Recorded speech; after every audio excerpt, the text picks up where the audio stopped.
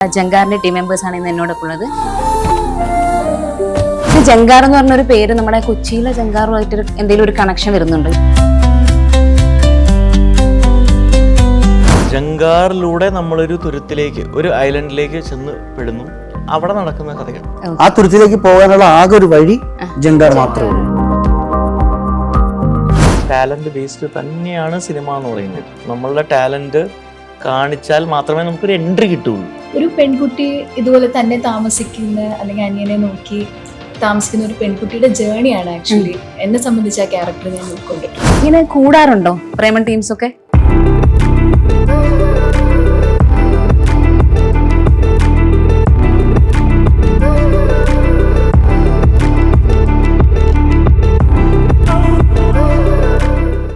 Welcome to celluloid and it's me Deepthi. മലയാളത്തിലെ ഏറ്റവും പുതിയ ചിത്രമായിട്ടുള്ള ജങ്കാറിന്റെ ടീം മെമ്പേഴ്സ് ആണ് ഇന്ന് എന്നോടൊപ്പം ഉള്ളത്.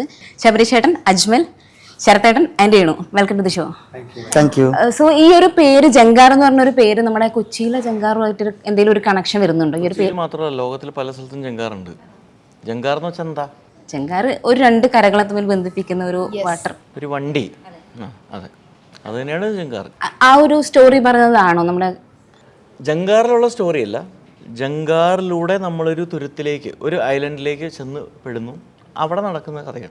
ആ തുരുത്തിലേക്ക് പോകാനുള്ള ആകെ ഒരു വഴി ജങ്കാർ മാത്രമേ ഉള്ളൂ. ഓക്കെ, പാലമില്ല. ഓക്കെ. അതുപോലെ രേണുവിൻ്റെ എന്ന് വെച്ചാൽ കുറേയേറെ മൂവീസ് ചെയ്തിട്ടുണ്ട്.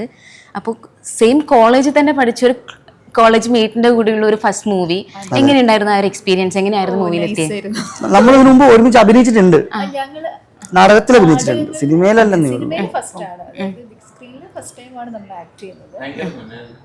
രസമായിരുന്നു, നല്ല രസമായിരുന്നു. നമുക്ക് കാര്യം എനിക്ക് രേണുവിനും ഡയലോഗ് ഒത്തിരി ഉണ്ട്, ഒരു കുറേ ഡയലോഗുണ്ട്, എനിക്കും ഉണ്ട്.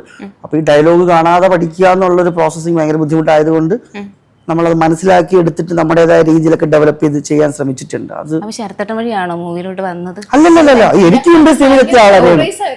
ശരത്തിന്റെ മൂവി ഓക്കെ ആരൊക്കെ ഉണ്ടെന്ന് അറിയുമ്പോഴാണ് ശരത്ത് ഉണ്ട്, ശബരി ശരത്തുണ്ട്, ഇവരൊക്കെ ഉണ്ട് എന്ന് ഞാൻ അറിയുന്നത്. സോ വളരെ സർപ്രൈസ്. അല്ല, കോളേജ് പഠിക്കുമ്പോൾ എനിക്ക് മുമ്പേ രേണു ഇൻഡസ്ട്രിയിൽ വന്ന ആളാണ്. ഈ ജങ്കാർ എന്ന് പറഞ്ഞ മൂവിയിലുള്ള എൻട്രി സെപ്പറേറ്റ് തന്നെ ആയിരുന്നു. ഈ സിനിമയിൽ അവസാനം ജോയിൻ ചെയ്യുന്നത് ഞാനായിരിക്കും എന്നാണ് ഞാൻ മനസ്സിലാക്കിയത്. കാരണം ഞാൻ വരുമ്പോൾ ഫുൾ കാസ്റ്റ് ആയി. അതുപോലെ അജ്മലിന്റെ കാര്യത്തിൽ അജ്മൽ മീഡിയയിൽ നിന്നായിരുന്നു സിനിമയിലോട്ടുള്ള എൻട്രി എന്ന് പറഞ്ഞിട്ടുണ്ടായിരുന്നു. എങ്ങനെയായിരുന്നു ഈ ഒരു സിനിമയിൽ എത്തിയത്? ഞാൻ ആക്ച്വലി പണ്ടോട്ടേ എനിക്ക് സിനിമ ഇഷ്ടമാണ്. ഞാൻ എനിക്ക് തോന്നുന്നു കോളേജിലൊക്കെ ഉള്ള സമയത്ത് ഷോർട്ട് ഫിലിംസ് കാര്യങ്ങളൊക്കെ ചെയ്യുമായിരുന്നു അങ്ങനെ. പക്ഷേ എൻ്റെ ഫാമിലി വളരെ ഓർത്തഡോക്സ് ഫാമിലി ആയതുകൊണ്ട് ഒരിക്കലും സിനിമയിലോട്ടൊരു എൻട്രി എനിക്ക് ഒരിക്കലും പ്രതീക്ഷിച്ചില്ല, അല്ലെങ്കിൽ സമ്മതിക്കില്ല എന്നുള്ളൊരു ഇതായിരുന്നു. അങ്ങനെ ഞാനിവിടെ വന്നാൽ ശരിയാവില്ല എന്ന് പറഞ്ഞിട്ടാണ് അവരെന്നെ പാക്ക് ചെയ്ത് ദുബായിൽ വിട്ടത്. അങ്ങനെ ഞാൻ അവിടെ വർക്ക് ചെയ്യായിരുന്നു. അവിടെ ഒരു ആദ്യം HR വർക്ക് ചെയ്യായിരുന്നു, പിന്നെ ഒരു മീഡിയ കമ്പനിയിൽ വർക്ക് ചെയ്യായിരുന്നു. അവിടെ വെച്ചാണ് എനിക്ക് സുഗീതേട്ടനെ പരിചയപ്പെട്ടിട്ട് ഓഡിഷൻ വഴി കിനാവള്ളിയിലോട്ട് വരുന്നത്. അങ്ങനെ ഇവിടെ ഒന്നും ശരിയാവില്ല എന്ന് പറഞ്ഞിട്ട് അങ്ങോട്ട് വിട്ടു. എനിക്ക് സുഗീതേട്ടൻ എൻ്റെ അൽവാസ് കേട്ടോ. ആണോ? ഞങ്ങളൊക്കെ ഒരേ നാട്ടുകാരാ. പറവൂര്, നോർത്ത് പറവൂര്. അങ്ങനെയാണ് ഞാൻ സിനിമ വരുന്നത്, ഓഡിഷൻ വഴിയാണ്. ശരത്തേട്ടൻ്റെ കാര്യത്തിലെന്ന് വെച്ചാൽ എല്ലാവർക്കും കിട്ടുന്നൊരു ഭാഗ്യമില്ല നമ്മുടെ അഭിനയിച്ച സിനിമയുടെ പേര് തന്നെ അറിയപ്പെടണം എന്നുള്ളത്. അപ്പം അങ്ങനെ ഒരു പേര് അപ്പാനി ശരത് എന്ന് പറഞ്ഞ പേരിൽ അറിയപ്പെട്ടു. അത് എപ്പോഴെങ്കിലും ബേർഡൻ ആയിട്ട് തോന്നിയിട്ടുണ്ടായിരുന്നോ? അങ്ങനെ തോന്നിയിട്ടില്ല, അങ്ങനെ ഒരു പേരിലൂടെ അറിയപ്പെട്ടത് വലിയ ഭാഗ്യമായിട്ട് കാണുന്ന ഒരാളാണ് ഞാൻ. കാര്യം ഇപ്പോൾ പെയിൻറ്റിങ് ആണെങ്കിലും അല്ലെങ്കിൽ മറ്റേത് ആർട്ട് ഫോം ആണെങ്കിലും അത് ആ ആർട്ട് ഫോമിലൂടെ പേരും അതിലൂടെ അറിയപ്പെടുക എന്ന് പറയുന്നത് ചുരുക്കം പേർക്ക് കിട്ടുന്ന വലിയൊരു ഭാഗ്യമായിട്ട് കാണുന്ന ആളാണ്. അത് അങ്ങനെ തന്നെയാണ് ഞാൻ മനസ്സിലാക്കുന്നത്. അല്ല, ഞാനിത് ചോദിക്കാനുള്ള കാര്യം എന്ന് വെച്ചാൽ റീസെൻ്റ് ആയിട്ട് ജയൻ ദേവി പേര് മാറ്റിയിട്ടുണ്ടായിരുന്നു. പുള്ളിക്ക് ആ ഒരു പേര് സിനിമേൻ്റെ പേരിൽ അറിയപ്പെടേണ്ടെന്നുള്ള അങ്ങനെ പേര് മാറ്റി അദ്ദേഹം പേര് മാറ്റിയിട്ടുണ്ടായിരുന്നു പുള്ളി. ഞാനൊരു പറയാം, എൻ്റെ ആഗ്രഹം വേറെ ഒന്നും. ഇപ്പൊ ഞാൻ അടുത്തൊരു സിനിമ വരെയാണ്, ആ സിനിമയിലെ കഥാപാത്രത്തിലൂടെ എൻ്റെ പേര് അറിയാം. അപ്പൊ ഈ പേര് പതുക്കെ മറക്കുക, എന്നിട്ട് വേറെ വിളിപ്പേരിൽ മാറുക, അതാണ് എൻ്റെ ഇഷ്ടം. എന്താണ് അടുത്ത സിനിമ, എങ്ങനെയുള്ള സിനിമ ചെയ്യാൻ ആഗ്രഹം? വില്ലൻ എന്നതിനപ്പുറത്തേക്ക് വേറെ എന്തെങ്കിലും ചെയ്യാൻ ഞാൻ ആഗ്രഹിക്കുന്നു. നെഗറ്റീവ് ഷെയ്ഡ് ക്യാരക്ടർ അല്ലാതെ ഹ്യൂമറോ അല്ലെങ്കിൽ കുറച്ച് ഇമോഷൻസ് ഒക്കെ ഉള്ള ഹ്യൂമർ വളരെ ചെയ്തിട്ടേ ഇല്ല. എനിക്ക് ഭയങ്കര ടഫാണ് അത് ചെയ്യാൻ. അല്ല, അതല്ല, ഞാൻ ചെയ്തിട്ടില്ല. ഇല്ല, എനിക്ക് ചെയ്യാൻ ഒത്തിരി ആഗ്രഹമുണ്ട്. കോമഡി ചെയ്യണമെന്ന് ഒത്തിരി ആഗ്രഹമുണ്ട്. ആൾക്കാരെ ചിരിപ്പിക്കാനും നമുക്ക് കരയിപ്പിക്കാനൊക്കെ പറ്റണം ഒരു ആക്ടർക്ക്. ഒരു വയലൻസ് മാത്രമല്ല എന്ന് പറഞ്ഞാൽ വേറെ രീതിയിലല്ല ഞാൻ പറയുന്നത്. അങ്കമാലിയിലെ ക്യാരക്ടർ ഒരു ഹ്യൂമർ എന്നുള്ള രീതിയിലല്ല പറയുന്നത്, പക്ഷെ അത് രസിപ്പിച്ച ഒരു ക്യാരക്ടറാണ്. അതെ അതെ അതെ അതെ അതെ. ഞാൻ ഉദ്ദേശിച്ച കോമഡി, പക്ക കോമഡി ഇതില്ലേ നമ്മുടെ സിനിമയിൽ ഇപ്പൊ ഒരുപാട് കോമഡി സിനിമകൾ ഇറങ്ങി. എനിക്ക് കോമഡി ഒത്തിരി ഇഷ്ടമുള്ള ആളാണ് ഞാൻ. അതായത് മറ്റേ ഡയലോഗ് പറയുമ്പോ ഞങ്ങളൊക്കെ അത് കണ്ട്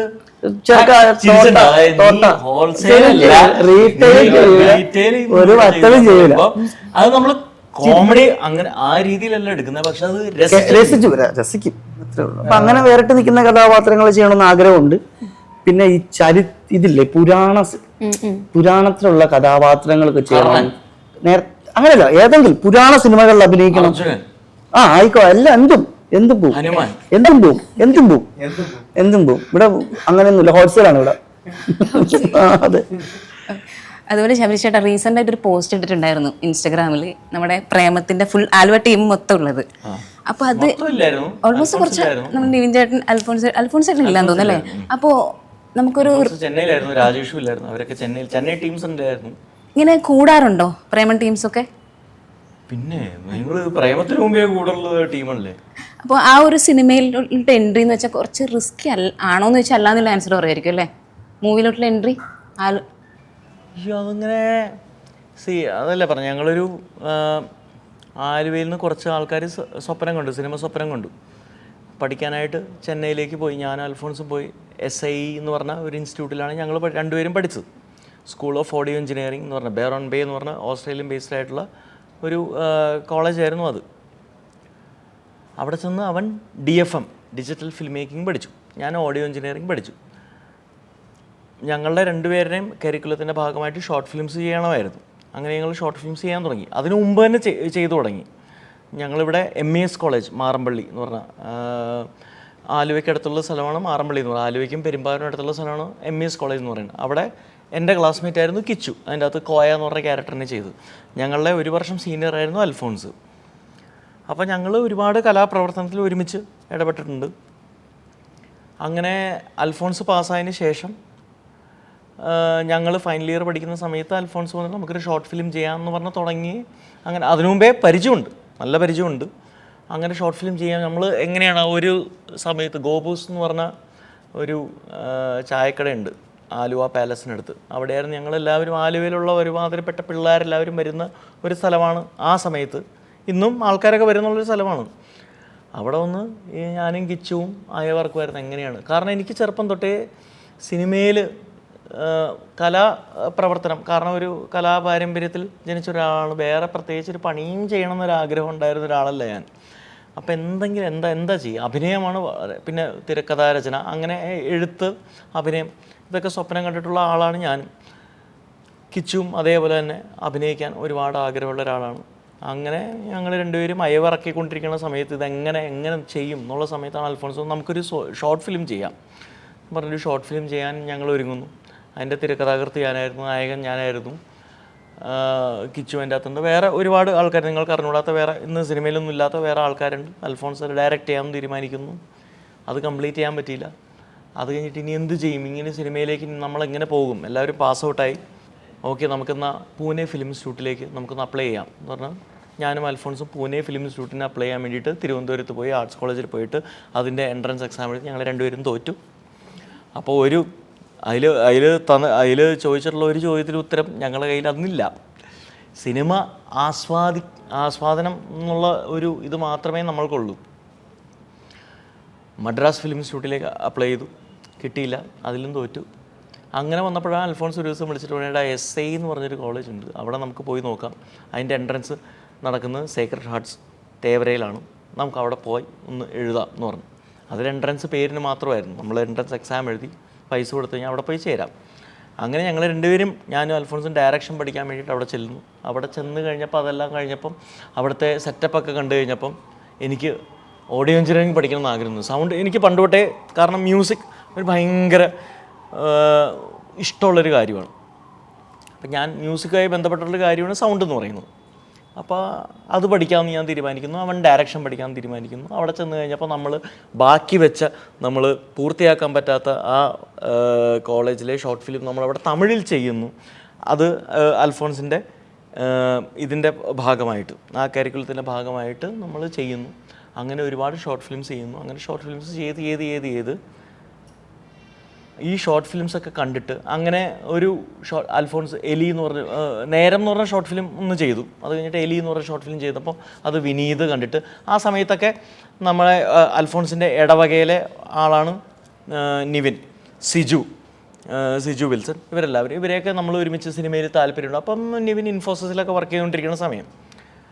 അങ്ങനെ അവൻ ദുബായിക്ക് പോകാൻ ഓക്കെ, ഇവിടെ നിന്നൊക്കെ വിട്ട് ഒന്ന് രക്ഷപ്പെടാൻ ദുബായിക്ക് പോകാൻ നിൽക്കുന്ന സമയത്താണ് മലർവാടി ആർട്സ് ക്ലബ്ബ് എന്ന് പറഞ്ഞ ഒരു പടത്തിന് വേണ്ടി പുതുമുഖങ്ങളെ തേടുന്നു എന്ന് പറഞ്ഞാൽ വിനീത് ശ്രീനിവാസൻ ഒരു പോസ്റ്റ് ഇടുന്നു, ഇതിൽ നിന്ന് അപ്ലൈ ചെയ്ത് നോക്കാമെന്ന് പറഞ്ഞാൽ അങ്ങനെ നിവിൻ സിനിമയിലേക്ക് കയറുന്നു. അങ്ങനെ കഴിഞ്ഞിട്ട് ഈ വിനീത് നമ്മളെക്കുറിച്ചൊക്കെ അറിയുന്നു. എലി എന്ന് പറഞ്ഞ short film Vineeth Sreenivasan produce ചെയ്യുന്നു. അത് കഴിഞ്ഞിട്ട് നെഞ്ചോട് ചേർത്ത് എന്ന് പറഞ്ഞ ആൽബം ഞങ്ങളുടെ ക്ലാസ്മേറ്റ് തന്നെയായിട്ടുള്ള ശ്രീജിത്ത് എടവന എന്ന് പറഞ്ഞ മ്യൂസിക് ഡയറക്ടർ, അവനിന്നും വർക്ക് ചെയ്യുന്നുണ്ട് ഇവിടെ. അവൻ്റെ മ്യൂസിക് ഡയറക്ഷനിൽ അങ്ങനെ നിവിനെയും നസ്രിയെയും വെച്ചൊരു ഇത് ചെയ്യുന്നു. അതിനുശേഷം തട്ടത്തിൽ മറയത്ത് സംഭവിക്കുന്നു. അതിനുശേഷം നേരം എന്ന് പറഞ്ഞ പടം ഓണാവുന്നു. ടോട്ടലി വേറെ ഡിഫറെൻ്റ് ആയിട്ട് വേറൊരു ഭാഗം, ലോകത്തിൻ്റെ വേറൊരു ഭാഗത്തുള്ള ബനിയനും അണ്ടർവെയേഴ്സൊക്കെ ഉണ്ടാക്കുന്ന ഒരു കോയമ്പത്തൂരുള്ളൊരു പ്രൊഡ്യൂസർ, ഒരു എന്താണ് ഒരു വ്യവസായി. പുള്ളിയുടെ എന്താ പറയുക സണ്ണിൻ ലോ ആയിട്ടുള്ള അഭിരാം എന്ന് പറഞ്ഞ ചേട്ടൻ ഞങ്ങളെ ഒന്ന് പരിചയപ്പെടുന്നു. ഇത് പ്രൊഡ്യൂസ് ചെയ്യാൻ തീരുമാനിക്കുന്നു. ഞങ്ങൾ 2 ലാംഗ്വേജ് അതിനു മുമ്പ് വേറെ കഥകളുണ്ട്, ഇതായിട്ട് പറയുന്നതാണ്. നേരം എന്ന് പറഞ്ഞ സിനിമയും കൊണ്ട് ഒരുപാട് സമയത്ത് കിടന്നു. അത് തെലുങ്കിലും തമിഴിലും ചെയ്യാൻ വേണ്ടിയിട്ട് തെലുങ്കിലെ ഡയലോഗൊക്കെ ഞാൻ കാണാൻ പടം പഠിച്ച് ഇപ്പോഴും തെലുങ്കിലെ സ്ക്രിപ്റ്റൊക്കെ ഇപ്പോഴും ഇരിപ്പുണ്ട്. ആ കഥകളൊക്കെ വേറെ. ഒരു തെലുങ്ക് പ്രതീക്ഷിക്കാൻ പറ്റുമോ? ഇനിയിപ്പോൾ എന്ത്, ഇനിയിപ്പോൾ നേരം എല്ലാവർക്കും അറിയാം. നേരം കന്നഡയിൽ ചെയ്തു, ഗുജറാത്തിൽ ചെയ്തു, മറാഠിയിൽ ചെയ്തു. ഇനിയിപ്പോൾ തെലുങ്കിൽ പോയി ചെയ്യണം. എന്തിനാ? അവർക്ക് ആരെങ്കിലും ചോദിച്ചാൽ മലയാളം കണ്ടാൽ മതി എന്ന് ഞാൻ പറയുള്ളൂ, അല്ലെങ്കിൽ തമിഴ് കണ്ടാൽ മതി എന്ന് ഞാൻ പറയുള്ളൂ. മൂവിയിലോട്ട് വരുന്ന ഓൾമോസ്റ്റ് എല്ലാവർക്കും ഇങ്ങനെ ഒരു സ്റ്റോറി ഉണ്ടാവില്ല, പക്ഷെ അത് പുറത്ത് പറയാത്തത് കൊണ്ടായിരിക്കില്ലേ? എല്ലാവർക്കും. കാരണം എന്ന് പറഞ്ഞാൽ ഈ സിനിമ എന്ന് പറഞ്ഞാൽ പണ്ട് ഒരു 20-30 വർഷം മുമ്പുള്ള സിനിമയല്ല ഇപ്പോഴത്തെ സിനിമ. ഇപ്പോൾ കുറച്ചും കൂടി ഓപ്പണാണ്.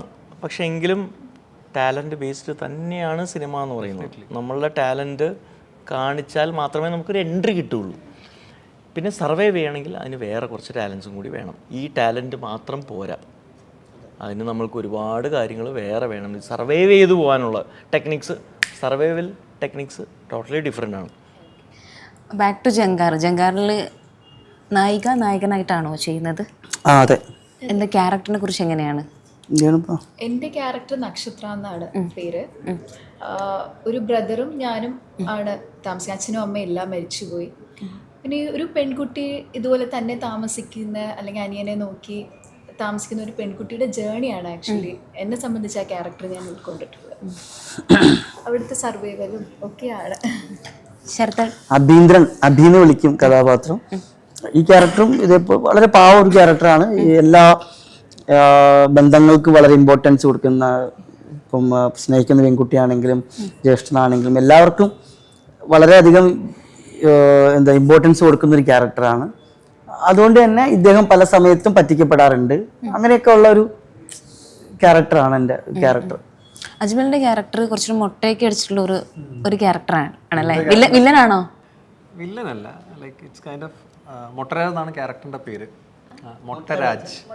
രാജേന്ദ്രൻ മൊട്ടരാജ് എന്നാണ് പുള്ളി വിളിക്കുക. അപ്പോൾ ഈ തുരുത്തിലുള്ള സുധീർ കനമന ചേട്ടൻ്റെ ഒരു ക്യാരക്ടറുണ്ട്. പുള്ളിയുടെ സന്തോഷ സഹചാരി എപ്പോഴും കൂടെ ഉണ്ടാവും. പിന്നെ അവിടുത്തെ ഒരു ആളായി നടക്കുന്ന ഒരാൾ. തുരുത്തിൽ ഭയങ്കര ഡിഫറെൻ്റ് ആയിട്ടുള്ള ക്യാരക്ടേഴ്സ് ഉണ്ട്. ഭയങ്കര പേരുകൾക്കും ഒരുപാട് ഡിഫറെൻ്റ് ആയിട്ടുള്ള കാര്യങ്ങളൊക്കെ ഉള്ള ഒരു ക്യാരക്ടർ പേര് തന്നെ മല്ലി.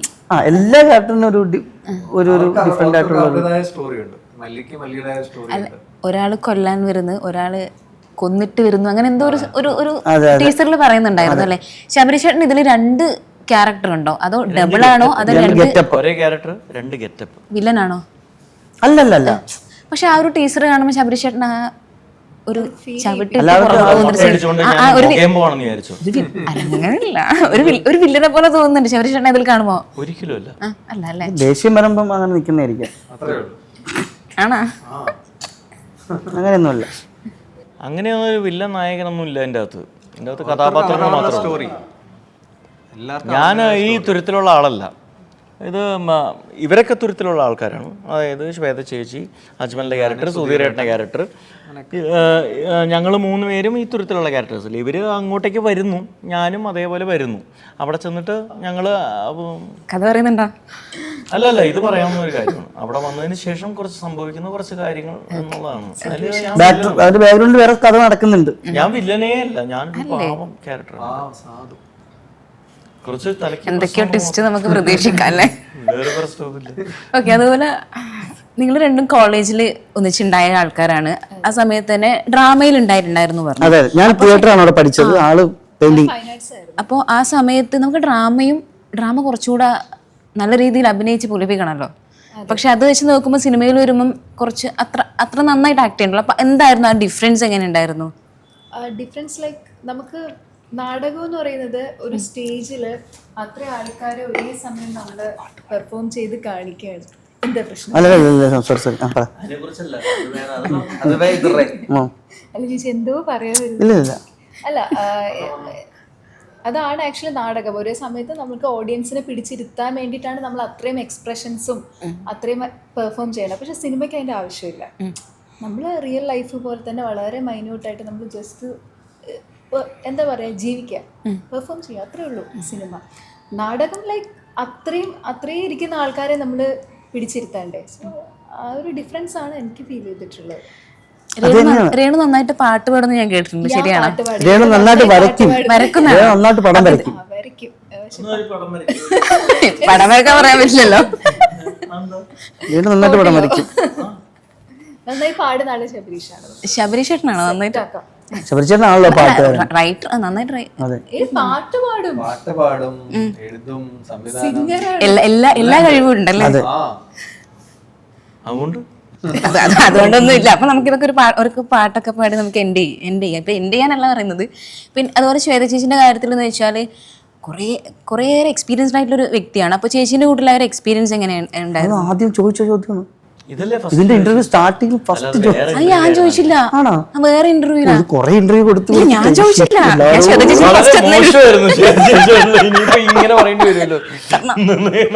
നല്ല ഭയങ്കര കംഫർട്ട് ആയിരുന്നു. ഇത് കംഫർട്ടൊക്കെ എല്ലാവരും പറയുന്നതാണ്. നമ്മൾ നോർമലി ക്ലീഷ ചേച്ചിയാണ് അല്ലേ? ശല്യുണ്ടായിരുന്നോ? ഭയങ്കര ചില്ല് ചെയ്ത് വർക്ക് ചെയ്യാന്ന് പറയും. ഒറ്റ കുഴപ്പമുള്ളൂ,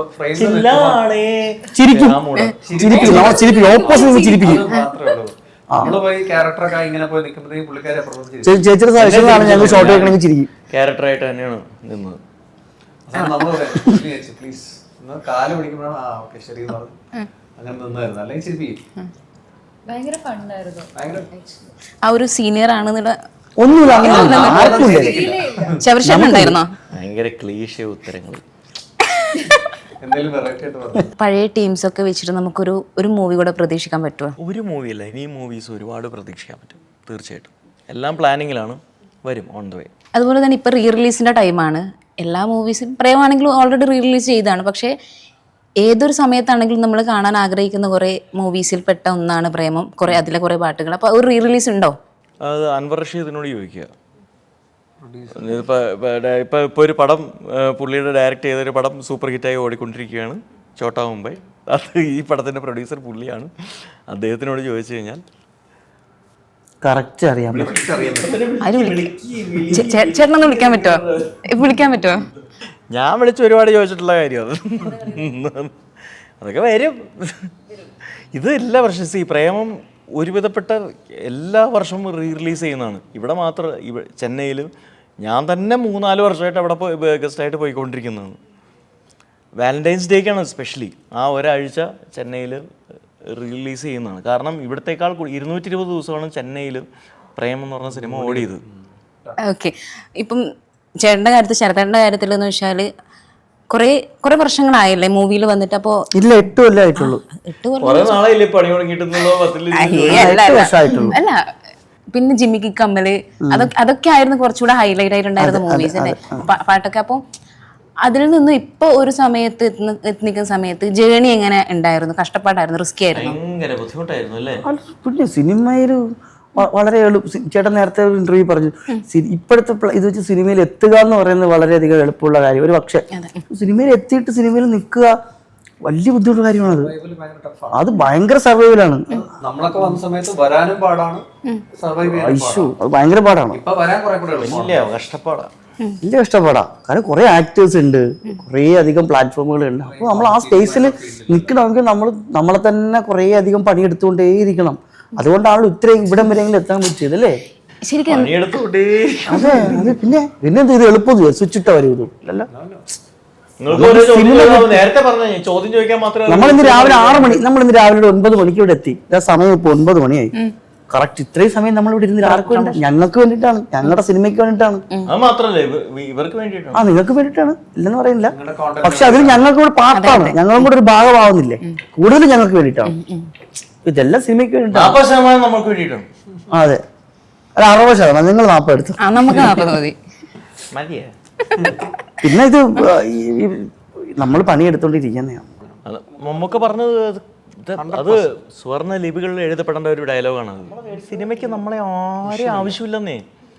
സിനിമ നമ്മൾ ആരും ഇല്ലെങ്കിലും സിനിമ മുമ്പോട്ട് പോയിക്കൊണ്ടേയിരിക്കും. നമ്മൾക്കാണ് സിനിമ ആവശ്യം, നമുക്കാണ് സിനിമ ആവശ്യം. അപ്പൊ ഈ ആവശ്യത്തിന് വേണ്ടിട്ട് എന്താണ് ചെയ്യാനുള്ളത്? വിളിക്കും, കൺട്രോളർമാരെ വിളിക്കും, ഡയറക്ടർമാരെ വിളിക്കും. പുതിയ സിനിമകൾ തുടങ്ങുമ്പോൾ അവരൊക്കെ നമ്മൾ പോയി കാണണം. നമുക്ക് ഇപ്പോഴും ഞാൻ ഫോട്ടോസ് അയക്കാറുണ്ട്, ഇപ്പോഴും പുതിയ ഫോട്ടോഷൂട്ടിന്റെ സ്റ്റിൽസുകൾ അയക്കാറുണ്ട്, ഓഡീഷൻ വീഡിയോസ് ഇതൊക്കെ നമ്മൾ ചെയ്യും. ഇതൊന്നും ചെയ്യാതെ ഇരിക്കുന്നതല്ല, എന്തും ചെയ്യും. ശബരിശേട്ടനും ചെയ്യാറുണ്ടാ? ഞാനിതൊന്നും ചെയ്യാറില്ല. എന്നാലും സുഹൃത്തുക്കളൊക്കെ പടം തുടങ്ങുമ്പോൾ സ്വാഭാവികമായിട്ടും വിളിക്കൂല. ചേട്ടാ എന്തായി? ഞാൻ അവസരം ചോദിക്കൽ സ്റ്റൈല് മാറി. ഇപ്പൊ മുമ്പത്തെ അവസരം ചോദിക്കലല്ലേ ഇപ്പൊ ശബരിചേട്ടൻ പടം, ഇപ്പൊ ശബരിചേട്ടൻ ആ ഒരു പടം ചെയ്യുമ്പോൾ എനിക്ക് ധൈര്യമായിട്ട് വിളിക്കാം, ചേട്ടാ എന്താണ് നമ്മളെ വിളിക്കേട്ടാ, പണിയില്ലാതെ വീട്ടിൽ ഇരിക്കുകയാണ്. അങ്ങനെ ഒരു ബന്ധങ്ങളായി തുടങ്ങി. അപ്പൊ നമുക്കത് മാക്സിമം വലിയ ഡയറക്ടേഴ്സിൽ പോയി കാണാം. അതല്ലെങ്കിൽ ഒരുപാട് കാര്യങ്ങളുണ്ട് ഇപ്പം സിനിമയിലേക്ക്. അത് നമ്മൾ ചെയ്യണം. ഞാനൊക്കെ രാവിലെ എഴുന്നേക്കുന്നവരെ എൻ്റെ രാവിലത്തെ ഒരു സമയം എഴുന്നേറ്റ് ഷൂട്ടില്ലെങ്കിൽ എഴുന്നേറ്റ് കഴിഞ്ഞാൽ ഞാനൊരു 10 മണി 11 മണിയുടെ ഇടയിൽ മിനിമം ഒരു 3-4 ഡയറക്ടേഴ്സിനെ, കൺട്രോളർമാരെ, അല്ലെങ്കിൽ എൻ്റെ കോ ആക്ടേഴ്സിനെ, ആരെങ്കിലൊക്കെ സിനിമയായിട്ട് ബന്ധപ്പെട്ട ആരെങ്കിലൊക്കെ ഞാൻ വിളിക്കുമ്പോൾ നമുക്കൊരു പോസിറ്റീവ് എനർജിയാണ്. വിളിച്ച് സംസാരിക്കുമ്പോൾ ആരെങ്കിലൊക്കെ വിളിച്ചിട്ടാ ചേട്ടാ എന്താണ് ഇവിടെ പടം നടക്കണം, ആ പടം എന്തായി, ഈ പടം. നമ്മൾ സിനിമയിൽ നിൽക്കുന്നവരല്ലേ, നമ്മൾ അങ്ങനെ നിൽക്കണം. അപ്പോൾ ഈ ഒരു മൂവി വലിയൊരു സക്സസ് ആവട്ടെ എന്ന് ആഗ്രഹിക്കുന്നു. അപ്പോൾ thank you so much. Thank you so much.